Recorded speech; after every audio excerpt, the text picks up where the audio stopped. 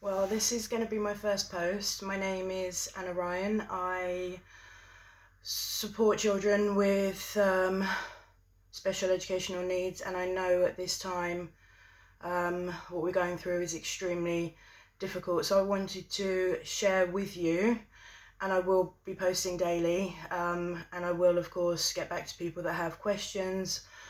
Also can provide worksheets, etc. via email. But I wanted to share with you a self-regulation program for children, but also actually it can be used for adults. So it's a check-in, choose and check out. It is for children to identify how they're feeling, the changes in their bodies, and also how they can help themselves. So it started off in New Zealand with the zones of regulation, and then it came through to England. It is used across some schools, and they tend to use it with colours. So you have the red zone, which is the angry zone.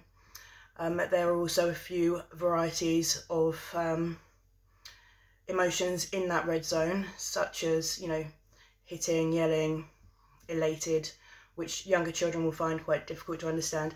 You have the green zone, which is the happy zone, the ready to learn zone, the calm zone, which of course everybody would like to be in, but we know ourselves as adults, we're in and out of each zone throughout our lives, throughout the day. Every hour we can be in a different zone. So then we have the yellow zone, which is frustrated, worried, a bit silly, wiggly, and the blue zone, which is sad, bored, moving slowly, etc. I will touch on all of those in another video. So it's about having these zones in place in the homes, so you can have them with whatever you wish to. If your child is obsessed with Paw Patrol, you could have different characters in each one.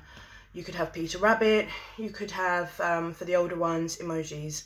You could have your children to design their own zone of how they're feeling, because not everybody can relate to the colour red as being angry. And as I've been delivering the zones of regulation, I found that actually, the red colour might be too over-processing for a child who can't process that colour, or would have difficulties maybe seeing somebody wearing red and then thinking that they're always angry.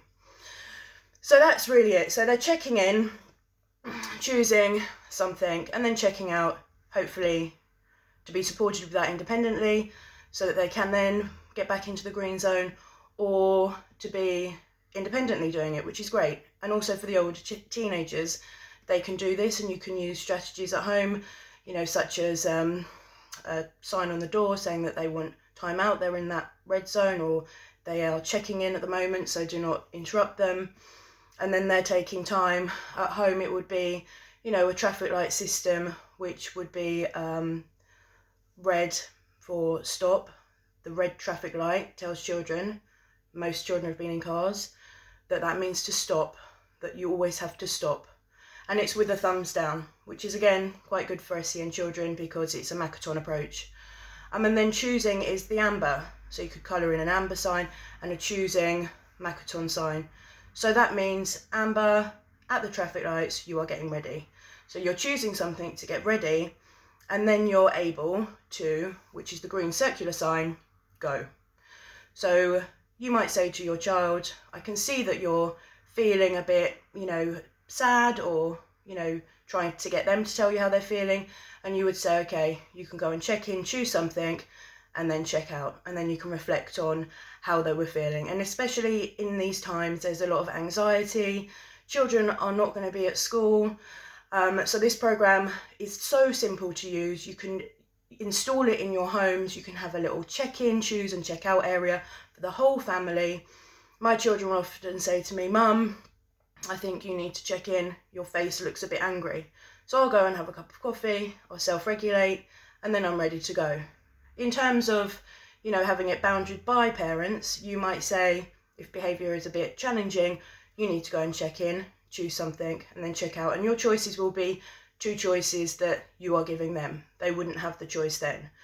So in cases like that, setting up a little area in your home, which is an area for self-regulation. I'll talk about some visualization and some mindfulness techniques, but actually having an area established in your home, or where a child wishes to go, and that could be that you have a little tent upstairs in their bedroom or their bedroom. Maybe if there's, you know, they don't have their own room, you could, you know, use a table and put a cloth over it and make it a den. And the children can then be validated for how they're feeling. They can check in, they can choose something of their choice, and then they're ready to check out. So it's really about validating how they're feeling, talking about that it's okay to feel this way, but also that really important thing which we all need, even adults, old people, you know, they need to learn to self-regulate their feelings. And at a time like this, I'm going to be offering that support. And also, if you have any questions that you want to, you know, put on there when I have a chance to, I will do that. I'm, you know, going to be out working. I have a son with complex needs, autism, sensory processing disorder. You know, he was diagnosed at the age of 3, so I've got a vast amount of strategies that I can share with you at this challenging time. But also with this Check In, Choose, Check Out program, you'll be able to support them when they do come back to that transition into school, or if you're using the zones of regulation, which schools do use, they'll be aware of that, you know, oh, I can see you're in that zone, that use of language. They will tell you, I'm feeling like I'm in this zone, and maybe that's a zone that they've, you know, done themselves. So then you can support them with that. So for now, if you want to have a listen to these videos every day, I will go through each one. I'll look at how you can support them in that. But also any questions on anything related to autism, sensory processing, hypermobility, you know, if I can help with that, then I will do. So, okay, so hopefully I didn't go on too much, because this is my first time of doing this and it's a bit overwhelming, but luckily my daughter didn't come in the room, or the dog, so that was all good. And I will check in with you soon. Thank you. Bye bye.